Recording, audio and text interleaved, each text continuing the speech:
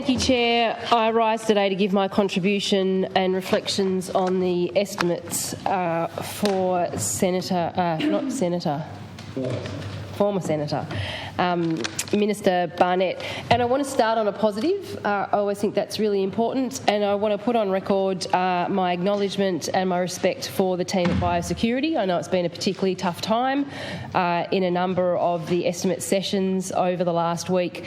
Concerns for their welfare and the pressure of the work that they're being undertaken was questioned, and I know that everybody that is working really hard to protect the interests of Tasmania right now deserve our respect but also our support, because it has been a very tough time. So I want to put that on record to start with. But then I want to go through a series of things that we were able to engage with questions on through estimates, and accept that from the other side of the House, people talk about the importance of our lead industries, the importance of the contribution, many of our important industries. However, what I want to raise is the concern of passive support versus active support. So we know, particularly in the area of agriculture, of fisheries and of aquaculture, there are many tensions that exist within these industries and sectors, either between large ag and small ag, either between rec and commercial fisheries, between aquaculture operators and the community seeking social licence. And it's all very well and good to respond to questions or to raise in this place or in the community a support for. But in fact, support isn't action, and where we are finding challenges right now, we need to step up, and I would say we need to step up across the sides of the House here and in the community together to ensure that important and significant industries in Tasmania are not at risk. And I will cite, and Mr Street spoke earlier about the salmon industry. There is no doubt that the salmon industry in Tasmania is significant and important. It is no doubt that it is world class. However, members of the industry and people across this House recognise that there is always work to be done. There are improvements that need to happen. However, there is equally no doubt that for decades to come it will play an important part in the Tasmanian economy. However, making a statement that says we support the industry is different to acting to protect the industry. And I would urge the Minister to stand with the Premier to invite action and support from this side of the House to bring the industry to as attention that the risk of actually losing social licence risks the potential and the benefit of that investment to Tasmania. More needs to be done. Passive support is not enough. Genuine action is required here to protect what is important to Tasmania. When things are difficult, we can't just put our head in the sand and not worry about them. So there are a lot of complex issues that are found within this ministry area, and one is maybe seen to be small, but for the members of the community that it impacts is large, is the complex tension between, say, recreational and commercial fisheries.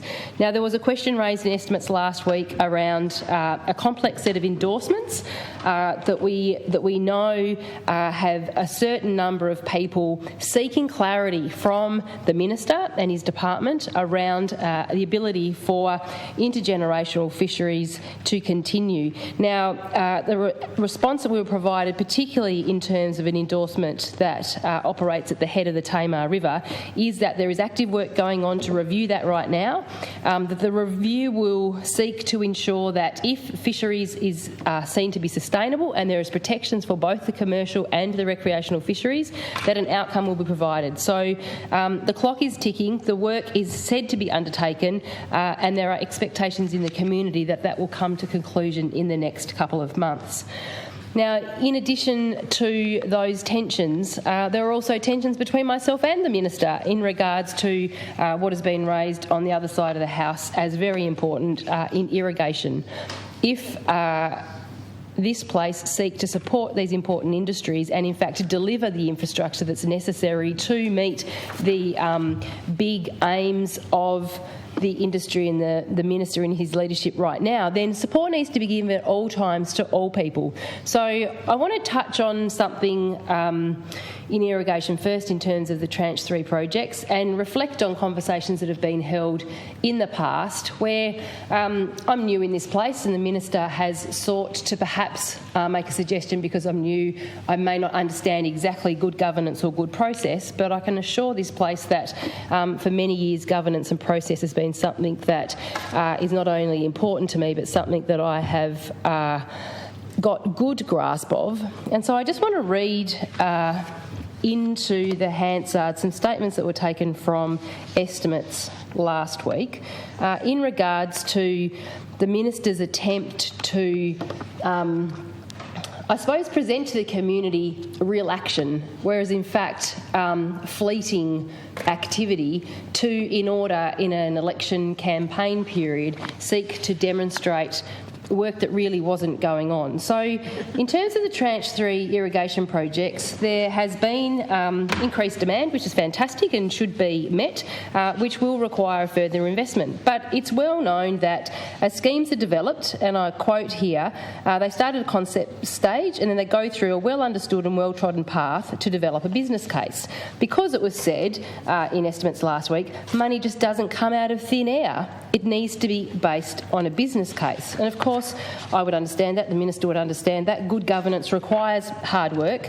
It requires quality work and quality business cases based on real data and real information, that when you're going to seek money to invest in essential infrastructure in Tasmania, you've actually done the work before you make light-hearted or light-touch approaches in order to just promote that through an election campaign. So, of course, and I quote, you don't just write a letter and expect $100 million. A business case needs to be put together.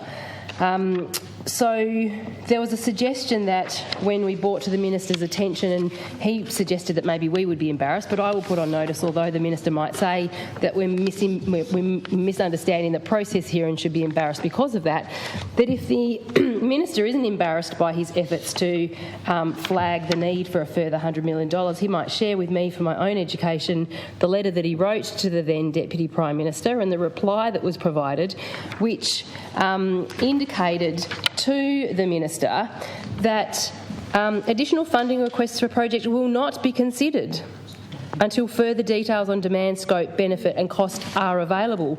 See, Minister, you can't just write a letter on the 26th of March, the day an election is called, and then work with your colleagues to ensure that a response doesn't come back until the 6th of May, days just after the election has concluded, to ask for really important funds that I trust you will do the work for to ensure that you can secure it, so that further demand is actually secured and provided for, because that's actually what our important sector deserves. Now, in the last few minutes that I've got, Minister, I want to speak about another irrigation matter, not one of the Tas irrigation projects, but irrigation surety is a word that I hear a lot. I hear a lot about certainty and about confidence, but surety for the irrigators that draw from the Meadowbank Dam.